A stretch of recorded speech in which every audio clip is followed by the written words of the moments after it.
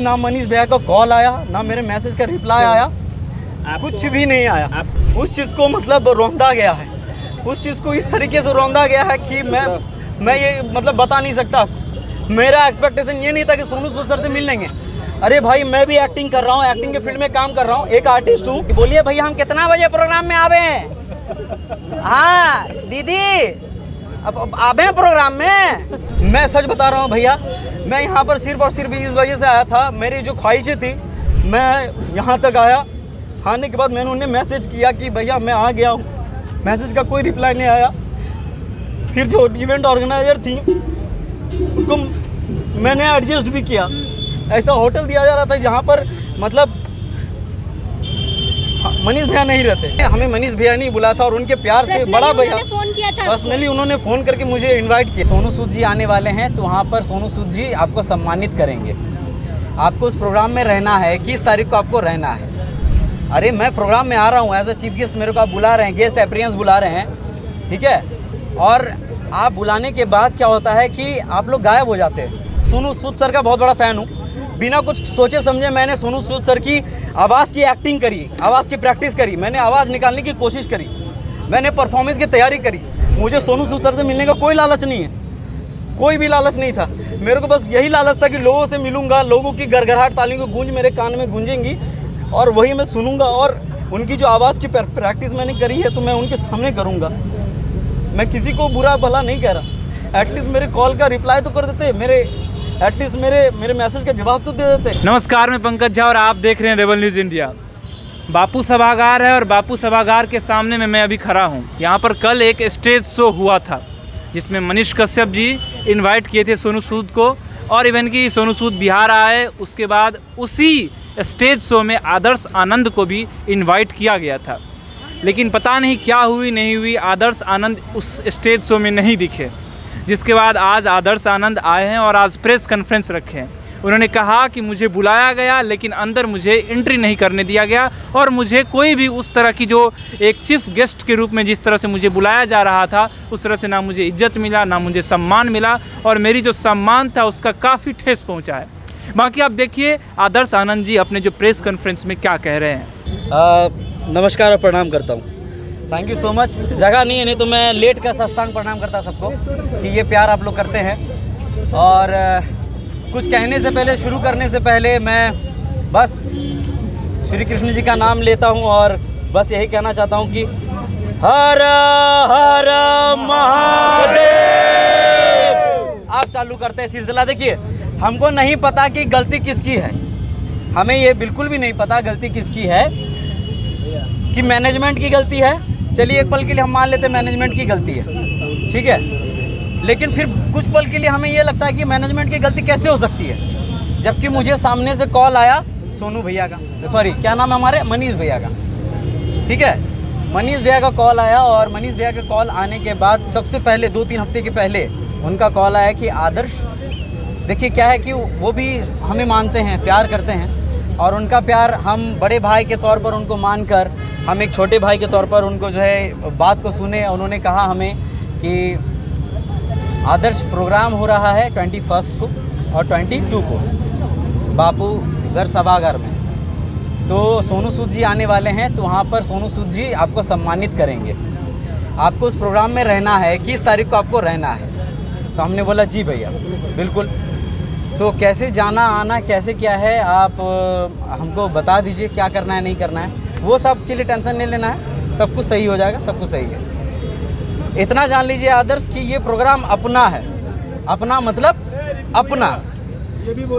तो कहने का मतलब ये है कि जब उन्होंने कहा कि अपना मतलब अपना, तो क्योंकि चूंकि ये बिहार से है, बिहार का प्रोग्राम है, तो आदर्श अपने कंधे पर और दिल पर, जुबान पर ना बिहार को लेकर ही चल रहा है। मेरे हर एक वीडियो के लास्ट में बिहार और भागलपुर का जिक्र होता ही होता है। आप मेरे एक भी वीडियो को उठाकर देख लीजिए, मैं जब से वीडियो बना रहा हूँ बचपन से लेकर अब तक और आगे भी बनाऊंगा तो बिहार का जिक्र करूंगा ही करूंगा, और उन तमाम लोगों का जिक्र करूंगा जो मेरे साथ मेरे दुखी वाले घड़ी पे खड़े हैं और हमेशा खड़े रहते हैं। मैंने उनके बात पर अमल किया, मैंने बोला ठीक है भैया, ठीक है।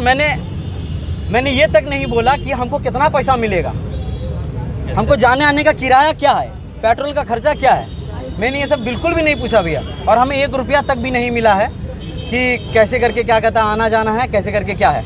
मैंने खुद से ही, वो तो खैर बात की बात है। लेकिन फिर क्या होता है कि जब मैं यहाँ पर आता हूँ तो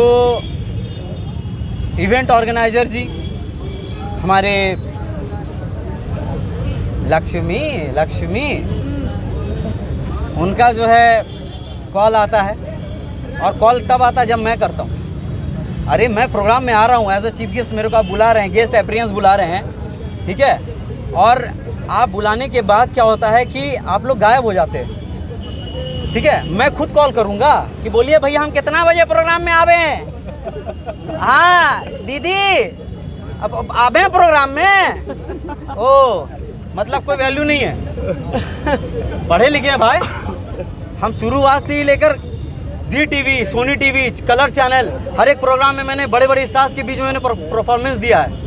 उन लोगों को जब पता है कि क्या वैल्यू है इस शख्सियत की जो बिहार से आया हुआ है। और मैं आपको ये बता देना चाहता हूँ कि ये जो प्रेस कॉन्फ्रेंस मैंने इसलिए किया है और इसलिए नहीं किया है कि मुझे बुरा लगा।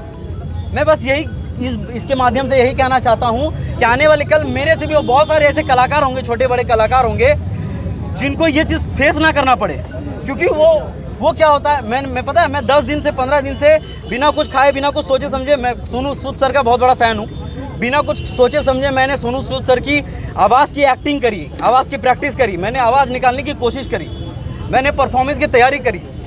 और फिर क्या होता है कि उस मौके में आप लोग क्या करते हैं, भावुक मत होइए, हाँ इमोशनल मत होइए आप। देखिए उस माहौल में मैं सच बता रहा हूँ भैया, मैं यहाँ पर सिर्फ और सिर्फ इस वजह से आया था, मेरी जो ख्वाहिशें थी, मेरी जो अपेक्षाएं थी, उस चीज़ को मतलब रौंदा गया है, उस चीज़ को इस तरीके से रौंदा गया है कि मैं ये मतलब बता नहीं सकता। मेरा एक्सपेक्टेशन ये नहीं था कि सोनू सूद सर से मिल लेंगे। अरे भाई मैं भी एक्टिंग कर रहा हूँ, एक्टिंग के फील्ड में काम कर रहा हूँ, एक आर्टिस्ट हूँ, है ना, मैं एक आर्टिस्ट हूँ, और कभी ना कभी सोनू सूद सर से मिल ही लेंगे। आने वाले कल भगवान का और आप लोगों का सपोर्ट रहा तो हम उनके साथ एक स्टेज शेयर करेंगे, उनके साथ मूवी करेंगे। हाँ बिल्कुल, हमें क्या ये साथ में, लेकिन मेरी क्या लालच थी भैया, आप लोग को बताते हैं हम मन में कभी भी खलीस नहीं रखे। हमको भनीश भैया ने बोला कि तुम आ जाना, मैंने उनकी बात में आकर मैं यहाँ तक आया। आने के बाद मैंने उन्हें मैसेज किया कि भैया मैं आ गया हूँ, मैसेज का कोई रिप्लाई नहीं आया। फिर जो इवेंट ऑर्गेनाइजर थी उनको मैंने एडजस्ट भी किया, ऐसा होटल दिया जा रहा था जहाँ पर मतलब मनीष भैया नहीं रहते, हम फिर भी एडजस्ट करके उन लोगों ने एडजस्ट किया मेरे लिए। इसके लिए थैंकफुल है कि एक रात का पनाह हमको मिला है, इसके लिए हम शुक्रगुजार हैं कि हमको एक रात का पनाह इवेंट ऑर्गेनाइजर वाले लोगों ने दिया।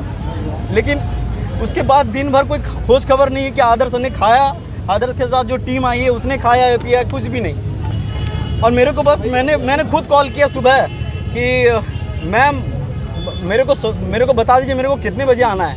उन्होंने बोला कि 5:30 बजे का स्लॉट है, आपको भेज देते हैं। उन्होंने स्लॉट तक कुछ नहीं भेजा। और आपको मैं बता दूं कि ना मनीष भैया का कॉल आया, ना मेरे मैसेज का रिप्लाई आया, कुछ भी नहीं आया। आपको मनीष से कैसे बुलाए थे कि इवेंट मैनेजर? हमें मनीष भैया नहीं बुलाया था, और उनके प्यार से बड़ा भैया फोन किया था, पर्सनली उन्होंने फ़ोन करके मुझे इनवाइट किया। देखिए भैया मैं बस इतना कहना चाहता हूँ कि वो बुरे नहीं हैं, मैं किसी को गलत ठहरा नहीं रहा, लेकिन मेरे साथ जो हुआ वो नहीं होना चाहिए था। एक कलाकार जो होता है ना, मैं बहुत एक्सपेक्टेशन था कि 55,000 की भीड़ में मैं सबको बिहार वासियों का साथ है और बिहार वासियों को मैं जाकर प्रणाम करूंगा। और जो मैंने परफॉर्मेंस की तैयारी करी थी मुझे वो सिर्फ दिखाना था। मुझे सोनू सूद सर से मिलने का कोई लालच नहीं है, कोई भी लालच नहीं था। मेरे को बस यही लालच था कि लोगों से मिलूंगा, लोगों की गड़गड़ाहट तालियों की गूंज मेरे कान में गूंजेंगी और वही मैं सुनूंगा। और उनकी जो आवाज़ की प्रैक्टिस मैंने करी है तो मैं उनके सामने करूँगा। मैं किसी को बुरा भला नहीं कह रहा, एटलीस्ट मेरे कॉल का रिप्लाई तो कर देते, एटलीस्ट मेरे मैसेज का जवाब तो दे देते। Thanks for watching Rebel News India. Stay tuned for more updates. Don't forget to like, share and subscribe.